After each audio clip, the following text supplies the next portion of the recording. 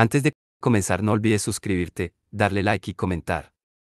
Puedes seguirme en mis redes sociales para apoyarme y proponerme nuevas historias. Videos todos los lunes, miércoles, viernes y domingos. Las crónicas de Kane. El trono de fuego. De Rick Riordan. Carter. 5. Aprendo a detestar a los escarabajos peloteros. Muchísimas gracias, Sadie. Me pasas el micro justo cuando llegas a una parte buena. Pues sí, Sadie se fue a celebrar su cumpleaños a Londres. El mundo terminaba en 4 días, teníamos una misión por delante y a mi hermana no se le ocurre otra cosa que irse de fiesta con sus amigas.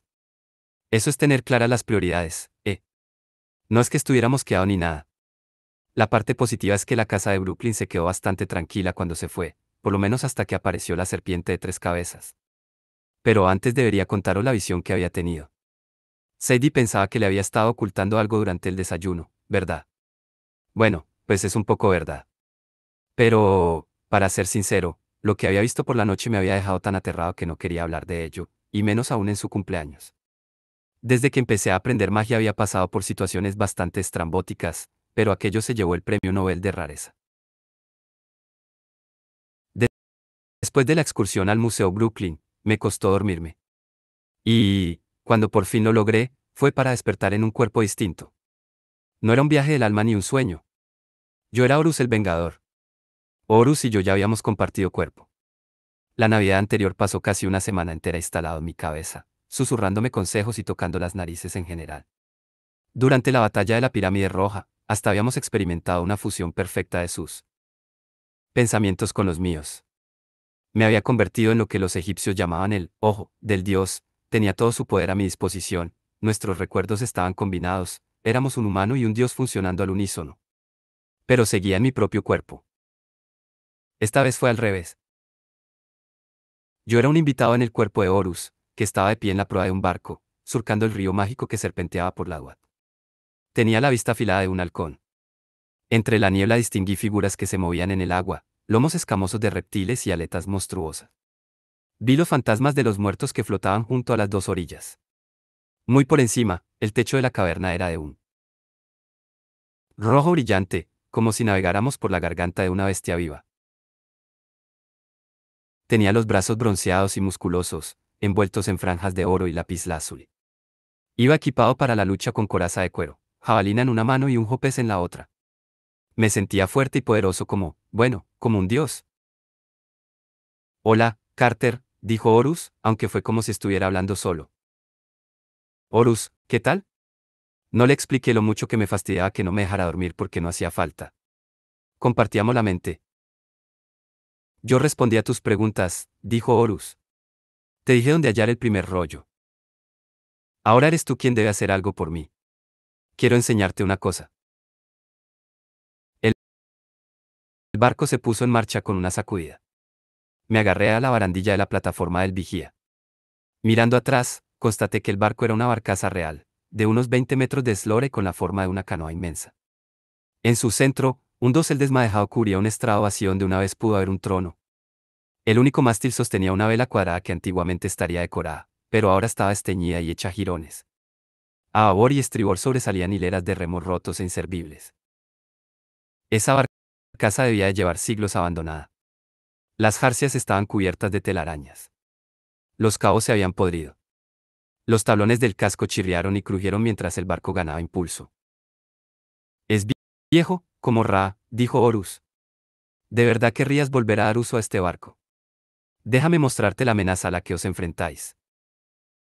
El timón giró para incorporarnos a la corriente. De pronto, volábamos río abajo. Ya había navegado antes en el río de la noche, pero esa vez parecía hallarme en un nivel mucho más profundo del agua. El aire era más frío, los rápidos, más pronunciados. En una catarata, saltamos por los aires. Tan pronto como volvimos a tocar agua, los monstruos empezaron a atacarnos. Del agua surgieron caras terroríficas, un dragón marino con ojos de gato, un cocodrilo con cerdas de puercoespín, una serpiente con la cabeza de un hombre momificado. Cada vez que se acercaba a uno, yo lo reducía con mi espada, o lo pinchaba con la jabalina para alejarlo del barco. Pero seguían atacando sin descanso, cambiando de forma una y otra vez, y supe que si no hubiera sido Horus el Vengador, Solo estuviera allí Carter Kane para enfrentarse a aquellos horrores. Me volvería loco, moriría o las dos cosas. Hacíamos este mismo recorrido cada noche, dijo Horus. No era Ra quien ahuyentaba a las criaturas del caos. Los demás dioses defendíamos la barcaza conteniendo a Apophis y a sus esbirros. Nos precipitamos por otra catarata y caímos a un remolino. No sé cómo, pero evitamos zozobrar. La barcaza se salió de la corriente y flotó hacia la orilla. La ribera era un campo de piedras negras relucientes, o eso pensé al principio. Cuando nos acercamos, resultó que eran caparazones de insectos, millones y millones. De corazas secas de escarabajo, que se extendían hasta perderse en la penumbra.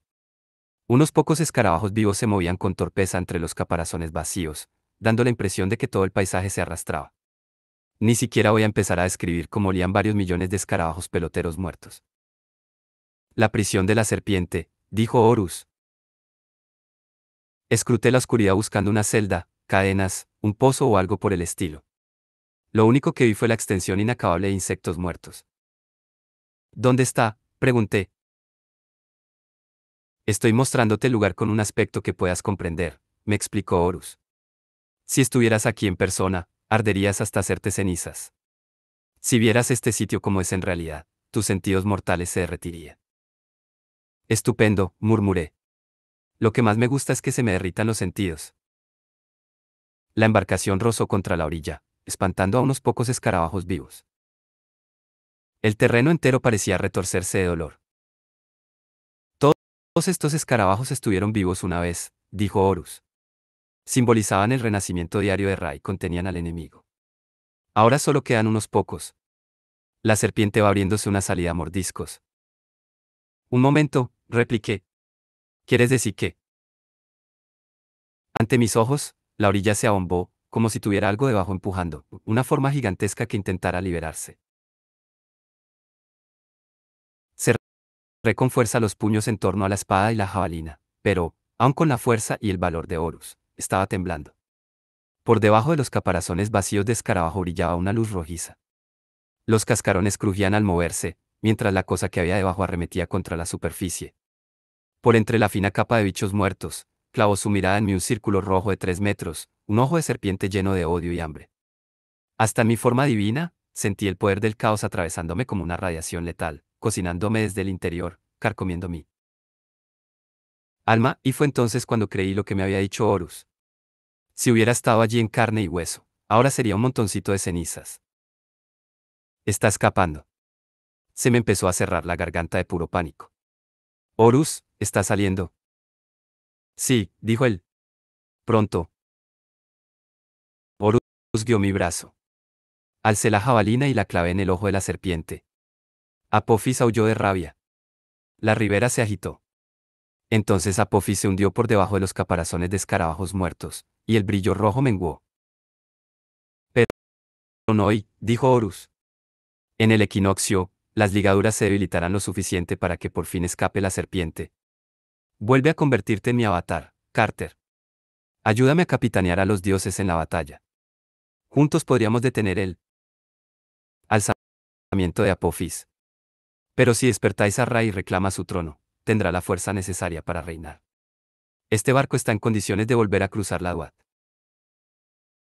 Entonces, ¿por qué me ayudaste a encontrar el papiro? Pregunté. Si no quieres a Ra despierto. Debe ser decisión tuya, me interrumpió Horus. Creo en ti, Carter Kane. Elijas lo que elijas, yo te apoyaré. Pero muchos de los otros dioses no opinan igual.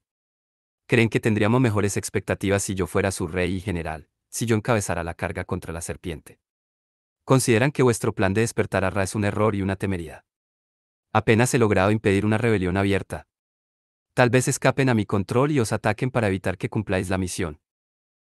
Justo lo que nos hacía falta, respondí. Más enemigos. No tiene por qué ser así, insistió Horus. Ahora has visto al enemigo. ¿Quién crees que puede enfrentarse mejor al Señor del Caos, Ra u Horus? La barcaza se separó de la playa oscura. Horus liberó mi vea, y mi conciencia ascendió de vuelta al mundo mortal como si fuera un globo de helio. Durante lo que quedaba de noche, soñé con un paisaje de escarabajos muertos y con un ojo que me miraba furioso desde las profundidades de una cárcel cada vez más débil.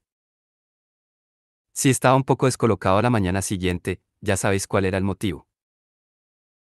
Estuve un buen rato preguntándome qué motivo tenía Horus para enseñarme todo aquello. La respuesta evidente era que Horus era el actual rey de los dioses, y por tanto no quería que Ra regresara para desafiar su autoridad. Los dioses suelen ser egoístas. Hasta cuando te ayudan, siempre es porque les conviene. Por eso no se puede confiar en ellos a la ligera. Por otra parte, lo que me había dicho tenía sentido. Ra ya era viejo 5 milenios atrás. No había forma de saber en qué estado lo encontraríamos. Además, aunque lográramos despertarlo, no había garantías de que fuera a ayudarnos. Si estaba en tan mala forma como su barco, era imposible que Ra pudiera vencer a Apophis. Horus me había preguntado quién tenía más posibilidades contra el Señor del Caos. La cruda verdad era que, en el fondo de mi alma, yo sabía que ninguno de nosotros, ni los dioses, ni los magos, ni todos juntos cooperando. Horus quería seguir en el trono y guiar a los dioses a la batalla, pero su enemigo era el más poderoso al que se hubiera enfrentado nunca. Apophis era tan antiguo como el universo, y solo tenía miedo de un adversario, Ra. Quizá restaurar a Ra no funcionase, pero el instinto me decía que era nuestra única opción. Y, la verdad, cuanta más gente me decía que era mala idea, Bast, Horus, hasta Sadie, más convencido estaba de que era lo correcto. A veces soy así de tosudo. La decisión correcta casi nunca es la fácil, solía decirme mi padre. Papá había desafiado a toda la casa de la vida. Había sacrificado su propia vida para liberar a los dioses, porque estaba seguro de que no había otra forma de salvar el mundo. Ahora me tocaba a mí tomar la decisión difícil. Sadie ya os ha contado el desayuno y la discusión que tuvimos. Después de que se marchara por el portal, me quedé en el tejado sin más compañía que la de mi nuevo amigo, el grifo psicótico. Gritaba tantas veces, Freak, que al final lo llamé Freak. Además, el nombre le pegaba. Había esperado que ya no estuviera allí al amanecer, podía haberse ido volando o regresar a la Duat, pero parecía contento en su establo nuevo.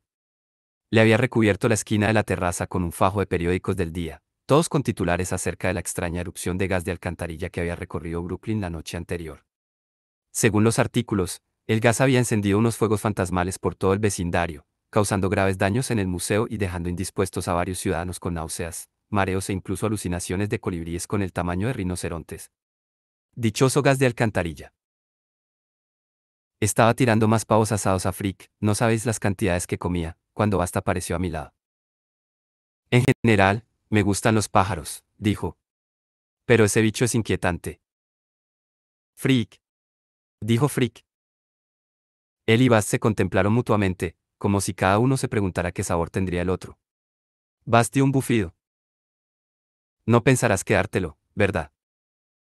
Bueno, no está atado ni nada, dije. Podría irse si quisiera, pero creo que le gusta el sitio. Estupendo, murmuró Bast. Otra cosa que podría mataros mientras no estoy.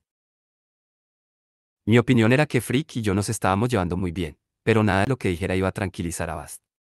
Llevaba ropa de viaje.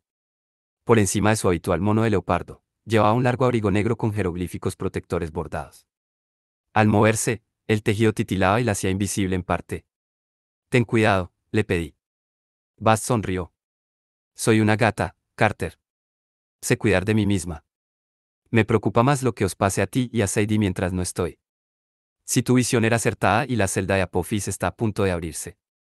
Bueno, volveré tan pronto como pueda. No había gran cosa que responder. Si mi visión era acertada, estábamos todos metidos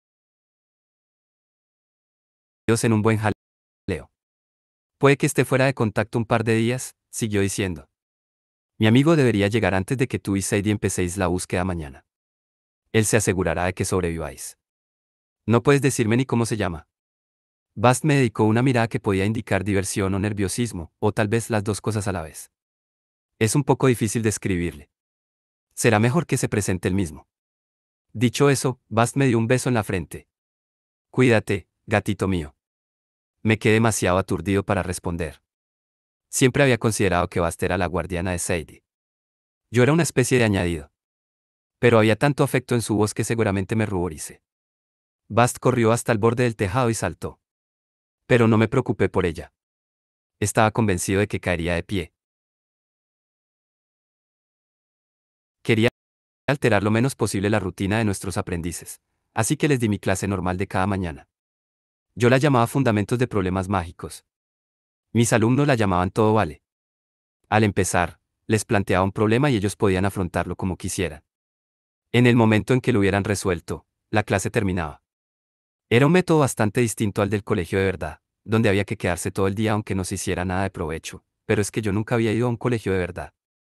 En los años en que mi padre estuvo educándome, aprendí a mi propio ritmo.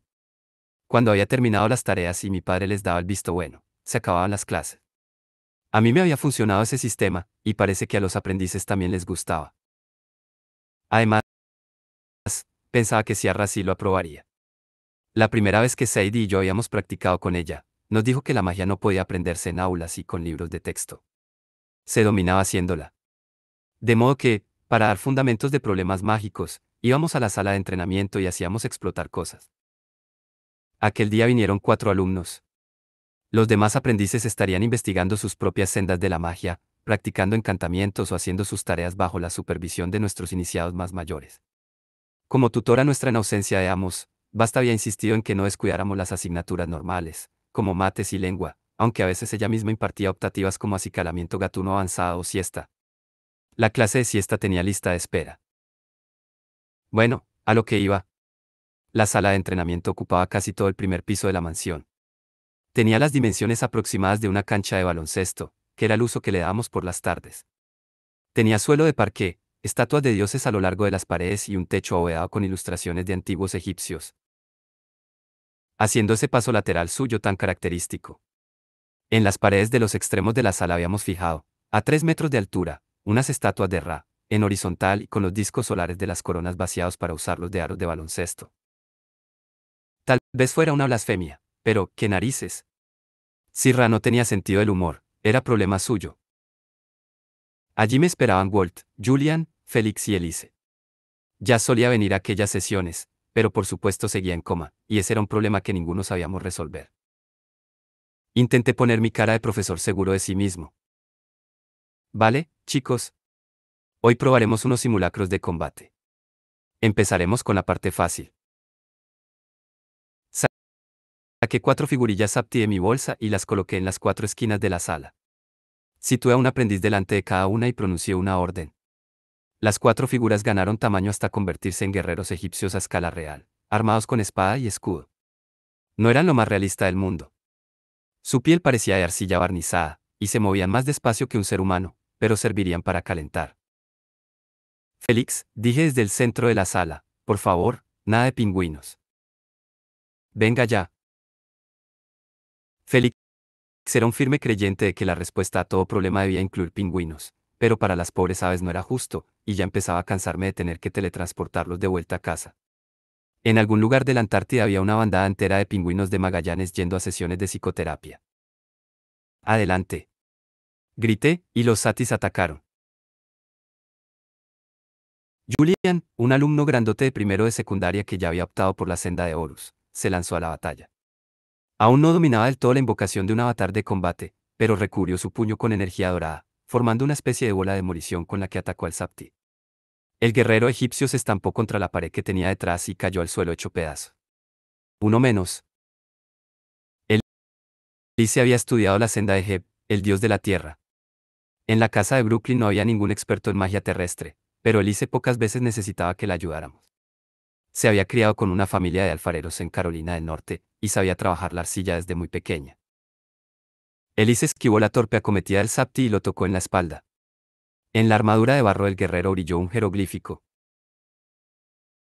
El Sapti parecía intacto, pero, cuando se giró para atacar de nuevo, Elise se quedó quieta.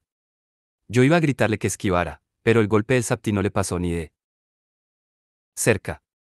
Dio un espadazo al suelo y tropezó. Volvió a la carga y lanzó otra media docena de tajos, pero la hoja no amenazó a Elise en ningún momento. Por último, el confundido guerrero se tambaleó hacia la esquina, se dio un cabezazo contra la pared y se quedó quieto tras un temblor. Elise me sonrió de oreja a oreja. Sapper, explicó. Falla, en jeroglífico. Muy bueno, le dije. Mientras tanto, Félix encontró una solución que no incluía pingüinos. No sabíamos en qué clase de magia terminaría especializándose, pero ese día optó por la violencia pura y dura. Cogió una pelota de baloncesto del banco, esperó a que su Sapti diera un paso y se la lanzó a la cabeza. La pelota rebotó en el momento exacto. El Sapti perdió el equilibrio y, al caer al suelo, se le partió el brazo de la espada. Félix se acercó y le dio pisotones hasta romperlo en pedazos. Me miró con cara de satisfacción. No has dicho que tuviéramos que hacer magia. Cierto, dije, mientras tomaba nota de no volver a jugar a baloncesto con Félix nunca más. El más interesante de observar siempre era Walt. Era un Sau, un creador de amuletos, por lo que normalmente luchaba usando lo que tenía a mano. Nunca sabíamos por dónde iba a salir. Respecto a las sendas, Walt no había decidido la magia de que Dios quería estudiar. Era buen investigador, como Thoth, dios del conocimiento. Usaba los papiros y pociones casi tan bien como Sadie, por lo que tenía abierta la senda de Isis. Hasta podría escoger a Osiris, parecía que hubiera aprendido a insuflar vida en objetos inanimados antes que andar.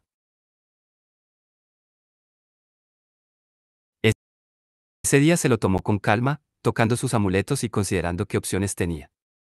El Sapti fue hacia él y Walt retrocedió. Si tenía alguna debilidad, era la cautela. Le gustaba pensárselo mucho antes de actuar. En otras palabras, era totalmente lo contrario de Sadie. Deja de darme en el hombro, Sadie, es cierto. Venga, Walt, le dijo Julian, mátalo de una vez. Tú puedes, dijo Elise.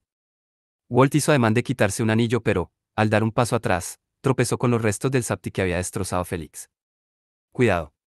Grité. Pero Walt resbaló y dio con todo su cuerpo en el suelo. Su adversario Sapti arremetió contra él, lanzando un golpe bajo. Corrí hacia Walt, pero estaba demasiado lejos.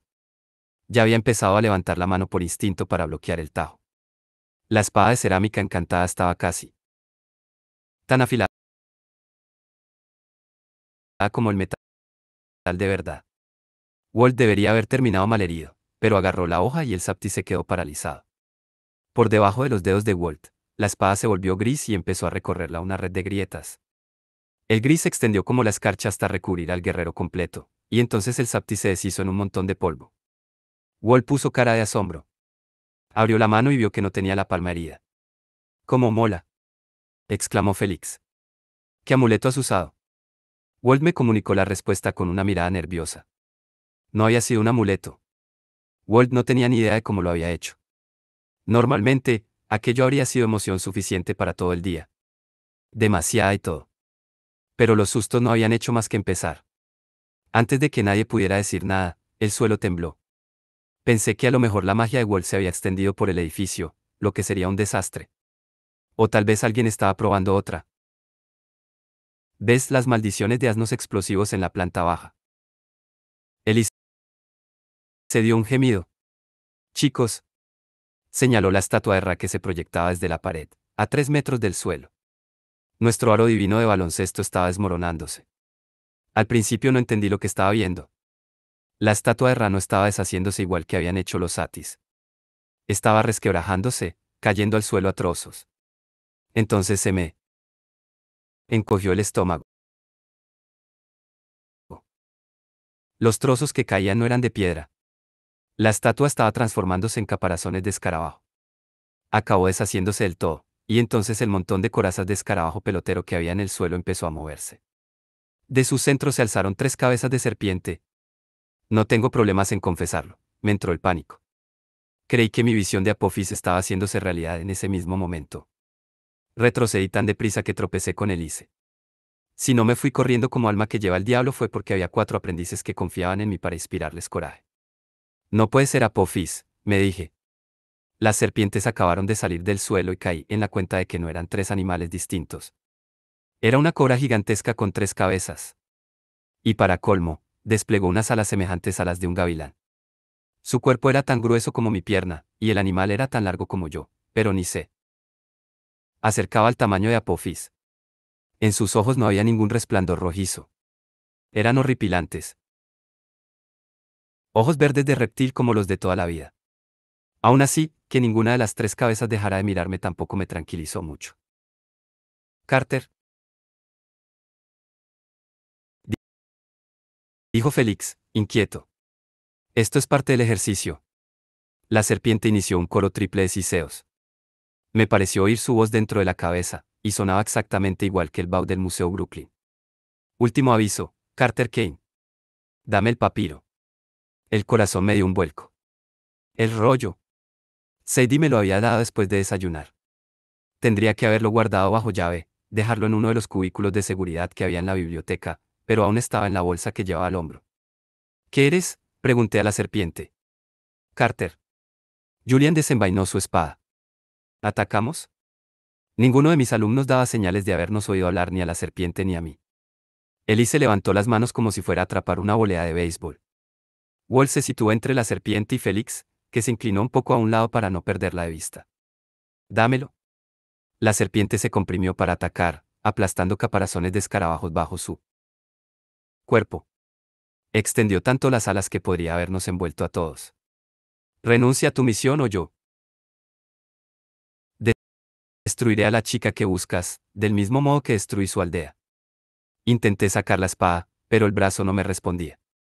Me sentí paralizado, como si los 3 pares de ojos me hubieran sumido en un trance. Su aldea, pensé. El pueblo decía. Las serpientes no ríen, pero el sonido siseante que hizo aquella parecía de diversión. Tendrás que decidirte, Carter Kane, la chica o el dios. Renuncia a tu estúpido objetivo, o pronto serás un cascarón seco más, como los escarabajos de Ra. Me salvó mi furia. Superé la parálisis y grité, matadla. En ese preciso instante, la serpiente abrió las bocas y arrojó 3 columnas de llamas. Alcé un escudo mágico verde para desviar el fuego. Julian empuñó su espada como si fuera una hacha arrojadiza. A un gesto de la mano de Elise, 3 estatuas bajaron de sus pedestales y embistieron a la serpiente. Walt lanzó un rayo de luz gris con su varita. Y Félix se quitó el zapato izquierdo y se lo tiró al monstruo. A partir de entonces, no me habría gustado estar en la piel de la serpiente. La espada que lanzó Julian le cortó una de las cabezas. El zapato de Félix rebotó en otra. El rayo gris de Walt convirtió la tercera en polvo. Entonces las estatuas de Elise cargaron contra el monstruo, sepultándolo bajo una tonelada de piedra. Lo que quedaba del cuerpo de la serpiente se deshizo en hilillos de arena. La sala quedó en un silencio absoluto. Mis 4 alumnos me miraron. Yo me agaché para recoger un caparazón de escarabajo. Carter, esto era un ejercicio, ¿verdad? Preguntó Félix. Dime que lo tenías preparado. Recordé la voz de la serpiente, la misma voz que había tenido el bow del Museo Brooklyn. Y caí en la cuenta de por qué me sonaba tanto. La había oído en la batalla de la Pirámide Roja. Carter. Félix parecía a punto de echarse a llorar. Como siempre estaba haciendo gamberradas, a veces me olvidaba de que solo tenía 9 años. Claro que era un ejercicio, mentí. Miré un momento a Walt y llegamos a un acuerdo tácito, de esto hay que hablar luego. Pero antes, debía consultarlo con alguien. Se acabó la clase. Corrí a buscar a Amos.